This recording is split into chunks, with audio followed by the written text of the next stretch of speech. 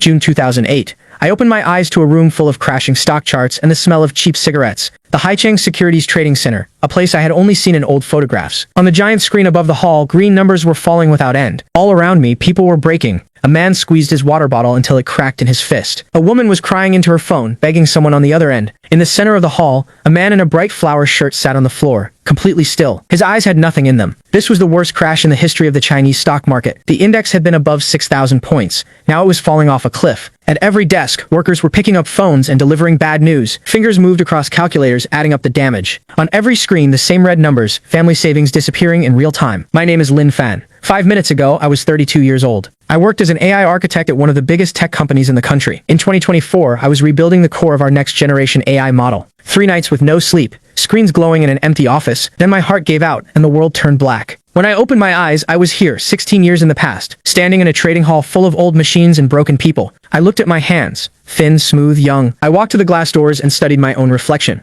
18 years old. The summer after high school, a face I had almost forgotten. I came back, I whispered, and the words made my lips tremble. That was when my fingers brushed something cold and smooth in my pocket. It was not a Nokia. It was not a flip phone. It was my test phone from 2024, the one I carried everywhere. The screen was dead black, but the weight in my hand was real. Inside this phone was my life's work, an offline AI with a full local database. I pressed it against my chest. My heart was racing. I came back to the past, and the future came with me. I slipped behind a thick concrete pillar, away from every pair of eyes in the room. My thumb shook as I pressed the power button. The screen woke up instantly. A soft blue sphere appeared in the center. No loading, no delay. The interface was bare, just one glowing icon in the middle of the screen. I held my breath and tapped it. The system check finished in seconds, no network, but the local database was complete. Everything was still here. All the data from 2024 saved on this one device. Stock records, technical files, world events, 16 years of information at my fingertips. Charts and data filled the screen more than any computer in this building could handle. In a world where smartphones did not even exist yet, this phone was a weapon. I opened the search bar and started typing. June 12, 2008.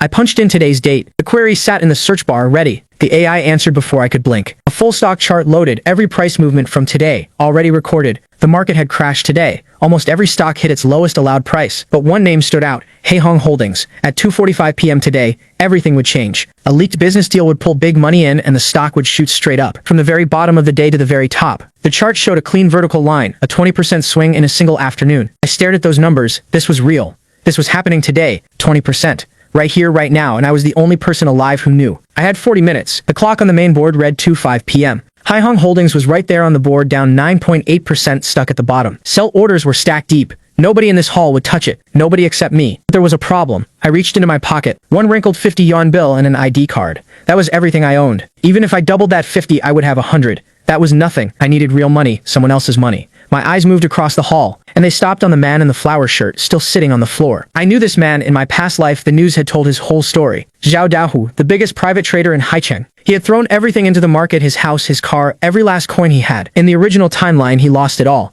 Today, then he drank poison right outside this building, and that was the end of his story. If nobody stepped in, this man would be gone by tonight. I closed my eyes for 1 second. When I opened them, the nervousness was gone. I walked toward him, an 18-year-old body, a 32-year-old mind, and 40 minutes to rewrite everything. Dahu was still at his station, eyes fixed on the red numbers dropping across his screens. Want to make your money back? I kept my voice low and steady. To him, I was nobody, just a teenager in a dark sweater standing over a grown man. He raised his head slowly, not understanding why I was there. Then the confusion turned to anger. Get lost, he snapped. I'm busy. I didn't move. Behind him, the chart for Haihong was still falling. He looked up at me again, sharper this time, trying to read me. Your whole position is one stock, I said.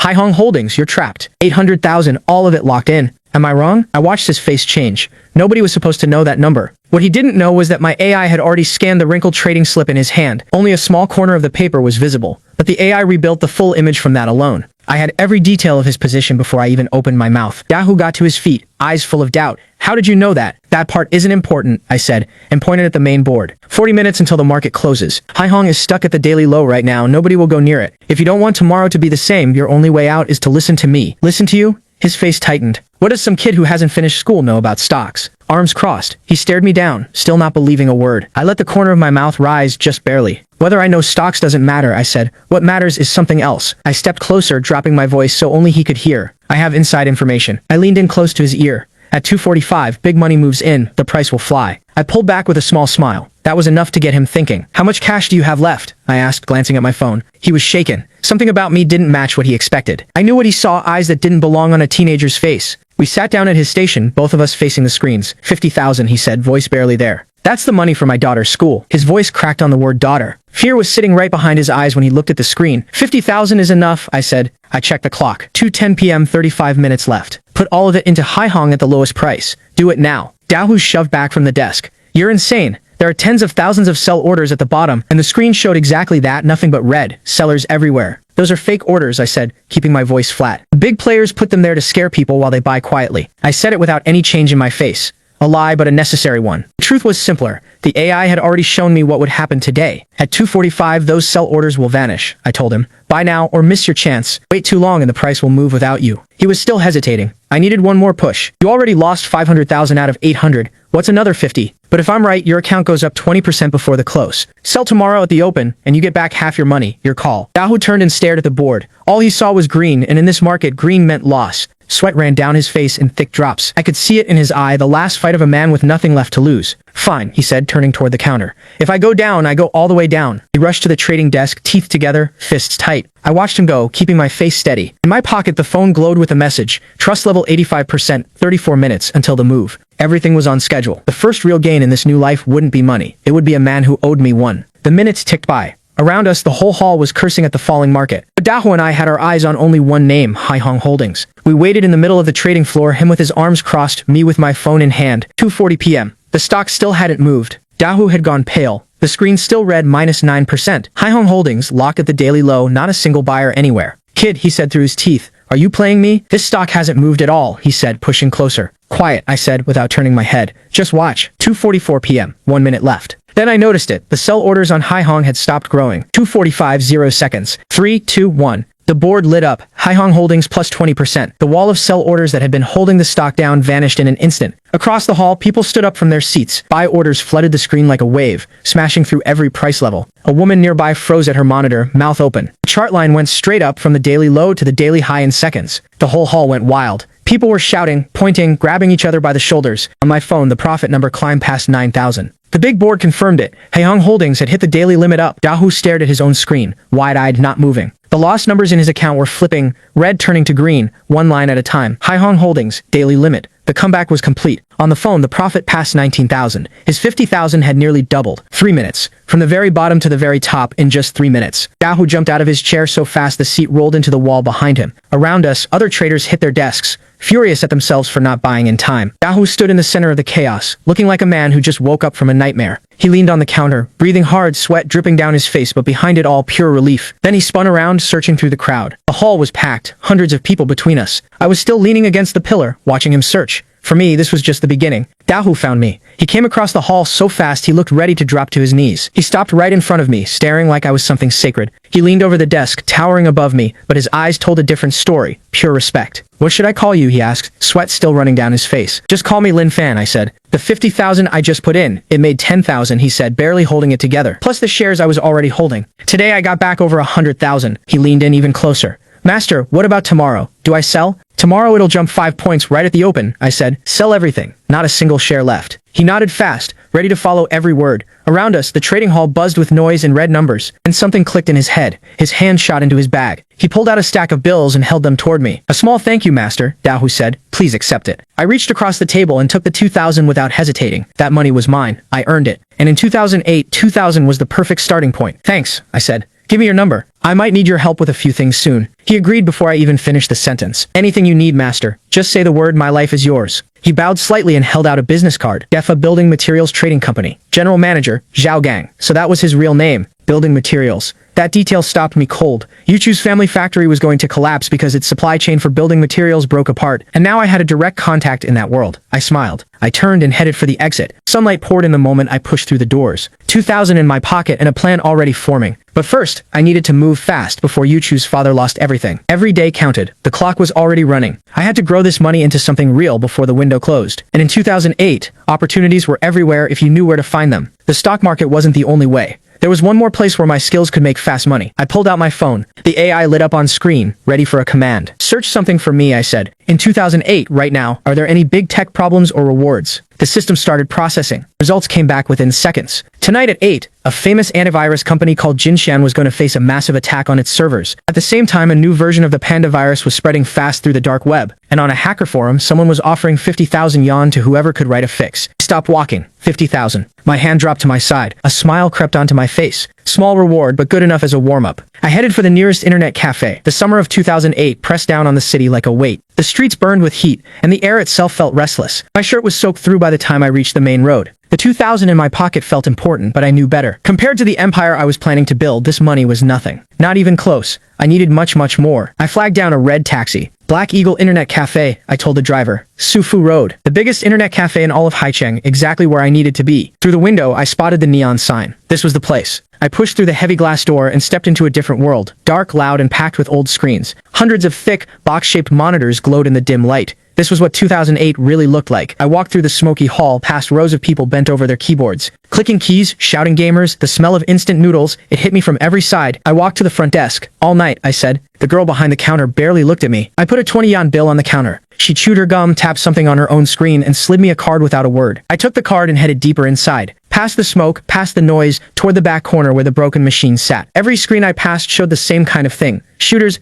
or fantasy games with little characters running through villages. I found my spot, a row in the far corner. Most of the machines dead, one still working. The mouse was buried under a thick layer of dust. The left button barely clicked. I pulled out a tissue and cleaned it. This would do. I sat down and put my hands on the keyboard. A greasy face popped into my view from the side, grinning way too close. I turned my head, and there he was. Dapang chewing on a sausage, round face and all. Zhu Dapang, my closest friend through all 3 years of high school. In my other life, when I had nothing left, this guy sold his car just to put money in my hand. But right now, he was just a kid, 18, headphones on, lost in some online game. He grinned at me with that baby face. No worries, no weight on his shoulders. I smiled back. Seeing him like this hit harder than I expected. His screen showed some fantasy world, villages, markets, a little character running down a dirt road. How come you're here? He asked. I thought you said you were staying home to rest these days. His hand was still on the mouse, half playing, half paying attention. He pulled his headphones down around his neck and waited for my answer. I came to do something important, I said. I kept the smile on my face but didn't explain. The memories from my other life pushed up for a moment. Him holding out those car keys, that stupid kind grin, but I shoved them back down. No time for feelings. Every second was worth money. I turned back to my screen. Lines of code filled the monitor as I opened the browser and dug deep. My fingers moved fast, typing in a dark web address that only a few people in the world would recognize. 2008 was one of the worst years for computer viruses, and that meant opportunity. The forum loaded. Geek Hub. Right at the top sat the Panda virus post, and the reward was still open. The glow of the screen settled on my face. This was where the real work started. My fingers kept moving, typing line after line into the old machine. Out there in the digital world, a storm was building, a coordinated attack on the country's biggest antivirus companies. My phone from 2024 sat on the desk beside the monitor, its screen already showing a network map that no device in this era could produce. I had pulled it from my pocket just moments ago. Payload deployed. The phone was connected to this broken-down computer by a single cable, and it was already working. I reached over and tapped the dark screen. I gave the command silently in my head, transparent transfer mode, activate. Take over this machine's full access. The AI connected instantly. 16 years of future technology flowing through a single cable into a 2008 computer. The phone screen gave a quiet glow. A message appeared on the display, visible only to me. Host access confirmed, scanning network. I held the phone steady in front of the keyboard and let it do its work. Then a warning popped up, red text, countdown timers, and one word across the top. Alert. High-risk worm detected. Storm 1 hidden code present. Full outbreak in 15 minutes. Storm 1. That name stopped me cold. In my previous life, this virus hit in June 2008 and destroyed everything in its path. It took down a third of every internet cafe in the country. Entire rooms of machines, all dead at once. The virus went straight for the management system, the one weak point every cafe shared. After that, it flooded every screen with pop-up ads until the machines were useless.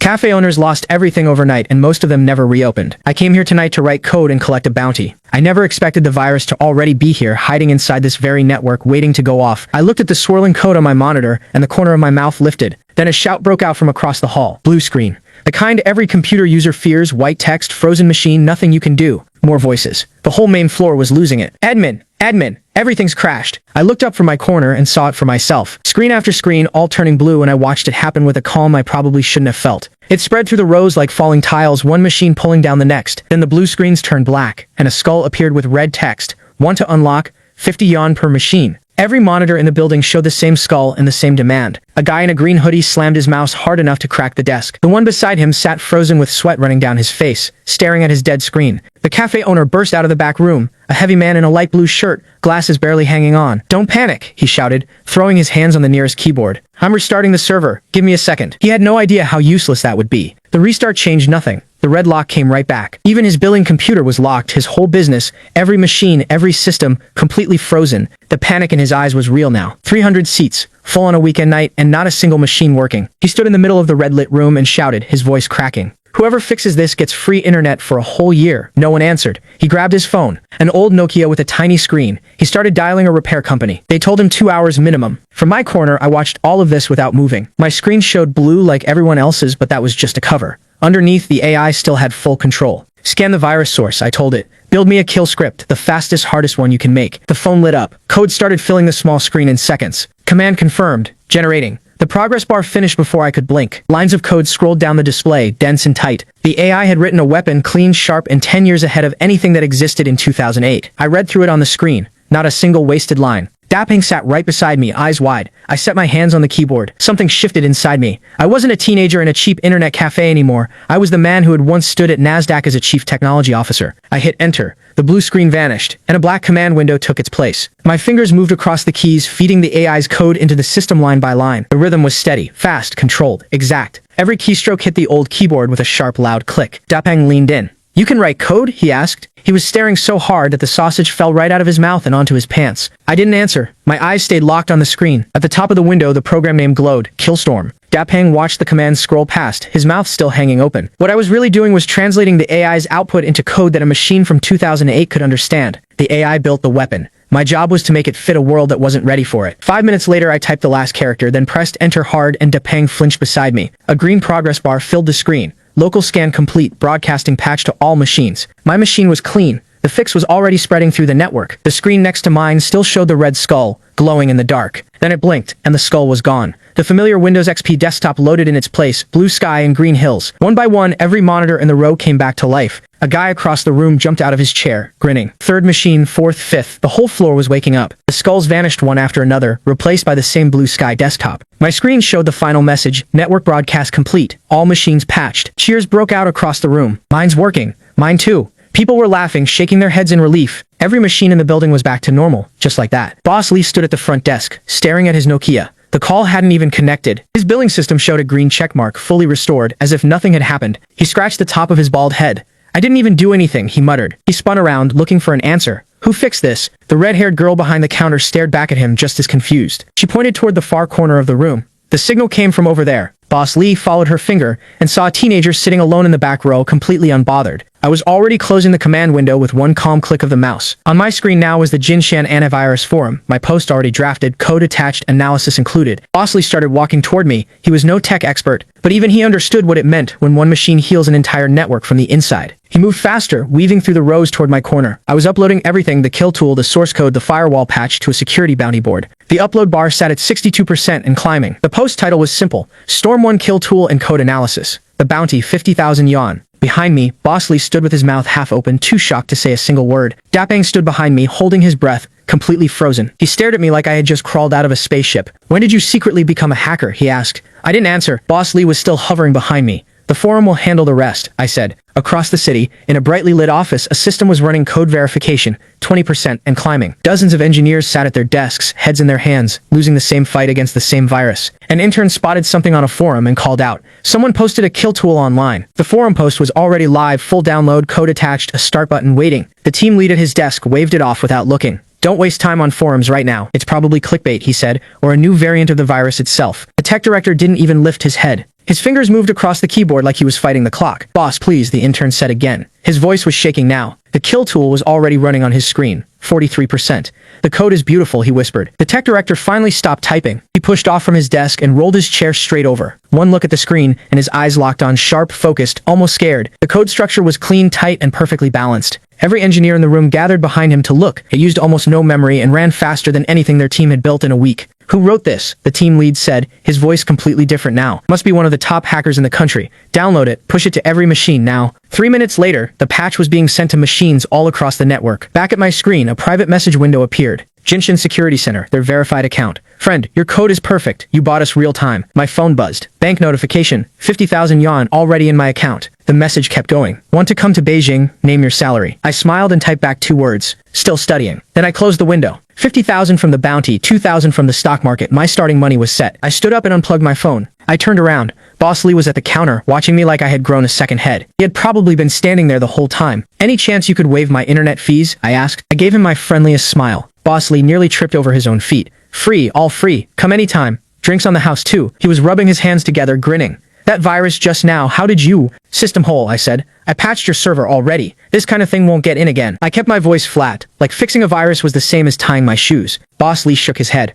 If that ran all night, I'd have lost tens of thousands. Thank you. He reached behind the counter, still beaming. A 1,000 yuan internet card appeared in his hand. I shook my head. Keep the card. Just save the best machines for my friend Dapang when he comes in. Behind me, Dapang dropped to the floor and grabbed my leg like his life depended on it. You're my real brother from now on, he said, grinning so hard his eyes disappeared. I pushed him off. He landed on the floor and just sat there, looking wounded. I checked my phone 10:30 at night. By tomorrow, every security company in the country would be looking for the person behind that post. I didn't care about the fame. I had bigger things to think about. The night air hit me cool and clean as I stepped out of the cafe. I asked the AI in my head, find Shen Yuchu's current location. The answer came in seconds. My phone lit up with the search results. Target, Shen Yuchu. Haicheng Central Hospital, Emergency Department. Father admitted, heart attack. Everything inside me went still. In my past life, it was this exact night. Thugs came to the hospital demanding money. Yuchu's father had collapsed and she was alone with no one to help. The men who showed up were not there to talk, they were there to take everything. To pay for her father's surgery, she signed a contract in her own blood. She even went to beg that rich kid, the one who would ruin her entire life. That night was the moment everything broke for her and for me. Not this time. I stopped a taxi and threw myself into the back seat. The driver glanced at me through the mirror. Central Hospital, I said.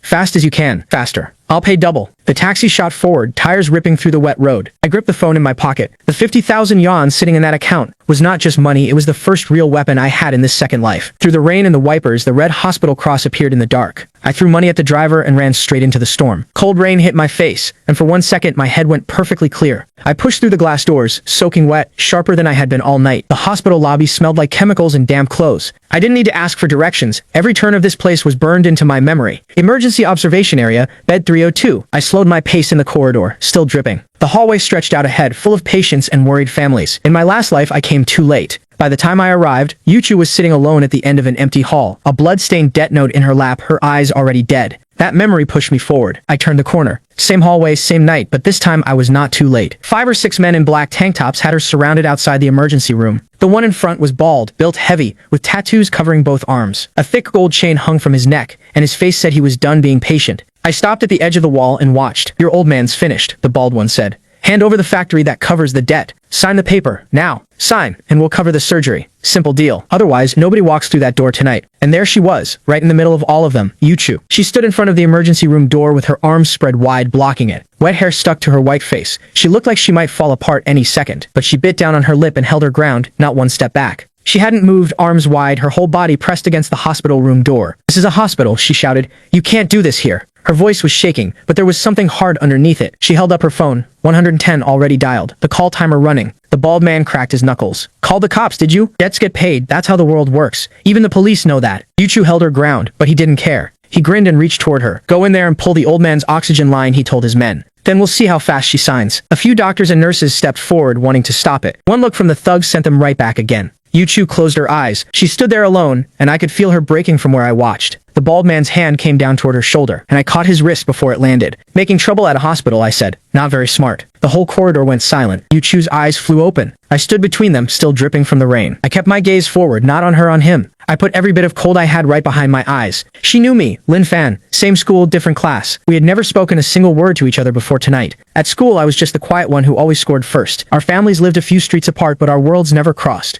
Every doctor and patient in the hall had backed away. I was the only one who stepped forward. The surprise on Wang Qiang's face lasted half a second before the anger took over. He yanked hard, trying to rip his wrist free, but my grip held. He was twice my size, and he could not shake me loose. Where did you come from, you little punk? He snarled. Just the two of us standing in the long, quiet corridor. Playing hero for some girl? He said. You want to die? He pulled back his free fist. I didn't even blink. Inside my head, the AI was already running. Face scan, full search, everything at once. I pulled out my phone. 1 second was all I needed. The screen lit up with a match. Target Wang Qiang. His full name, his street name, his whole record, laid out in front of me. Low-level boss in a loan shark gang based right here in Haicheng. And the weakness he had been stealing from his own boss's collections to cover his gambling losses. Everything I needed found in 1 second. I let go of his wrist and gave him a light push that sent him stumbling back 2 steps. I don't want to fight, I said. I reached into my pocket and pulled out a tissue. I turned and held it out to Yuchu. Dry your face. You'll get sick. She took it without a word, staring at me like I had fallen out of the sky. Wang Qiang's face twisted. Nobody ignores him and gets away with it. He shouted at his men, and they came rushing down the hallway toward me. I turned back and locked my eyes on Wang Qiang. I held that stare and did not let go. Then I stepped close enough that only he could hear me. Wang Qiang, Chengnan Underground Den, Table 13.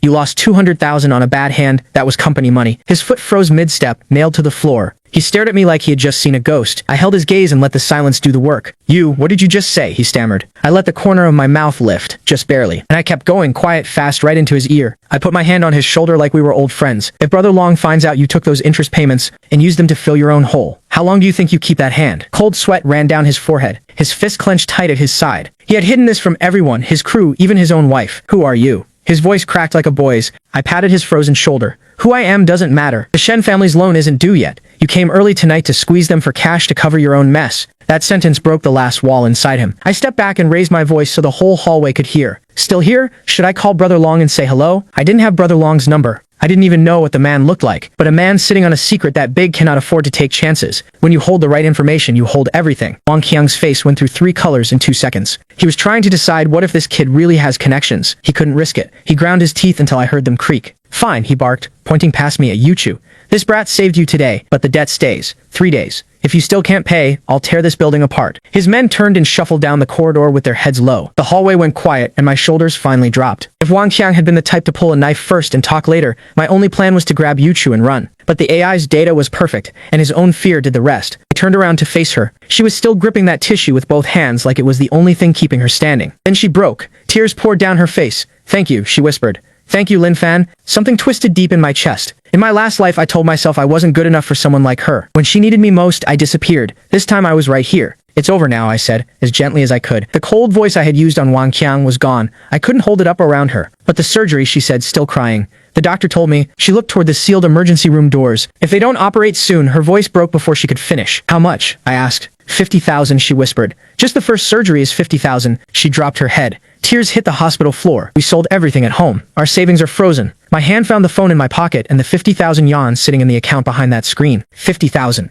My fingers closed around the phone in my pocket. Right there on the screen, 50,000 yuan, earned barely half an hour ago. If I hadn't taken that bounty tonight, I would have nothing to give her. I pulled out the phone and looked down at her. Give me the hospital payment number. I held the phone out, waiting for her answer. The hospital billing number, I said. Or your bank card, either one works. She looked up at me, searching my face for a reason not to trust this. No more talking, every minute counts. Something shifted in her eyes right then. I kept my voice light.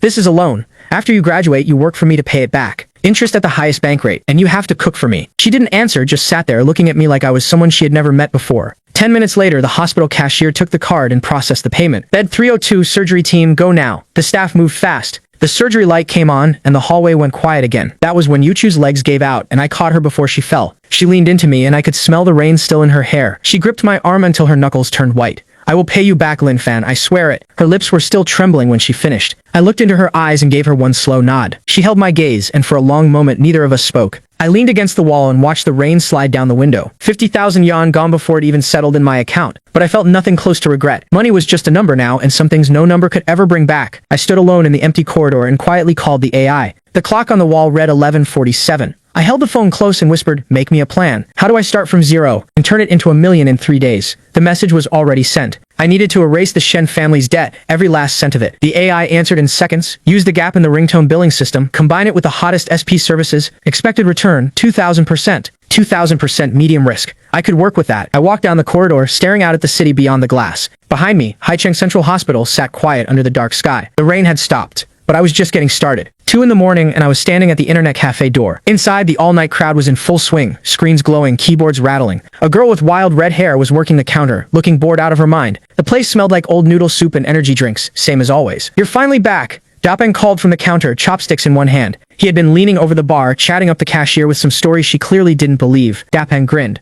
Boss Lee saved the VIP room for you. Real sofa, cold air, and a whole case of cola. I walked straight into the back, the so-called VIP section. A small room behind frosted glass, but it had everything I needed. 2 computers with decent power, a leather sofa and enough cola to last a week. Stop playing games, I said. Time to work. I reached into the box and grabbed a cold can. The cola went down fast and pushed the exhaustion back a step. Dapeng blinked at me. Work? At 2 in the morning? My fingers were already moving on the keyboard. No more small jobs. He dropped onto the sofa and the whole thing groaned under his weight. I glanced over at him, then reached into my pocket. I set the phone on the desk between us, the one from the future. Want to make $1,000,000 in 3 days? Dapeng choked on his cola so hard it almost came out of his nose. He coughed twice. Are you crazy? Even robbing a bank needs a plan. $1,000,000 in 3 days? SP business. He stopped coughing and just stared at me. Dapeng lived in internet cafes. Of course he knew what SP meant. 2008 was the wild age of mobile services. Ringtone downloads, weather texts, fortune messages, tiny services that made huge money. The two of us sat side by side in that small room, lit by nothing but our screens. My hands moved across the keyboard while I laid it all out. The problem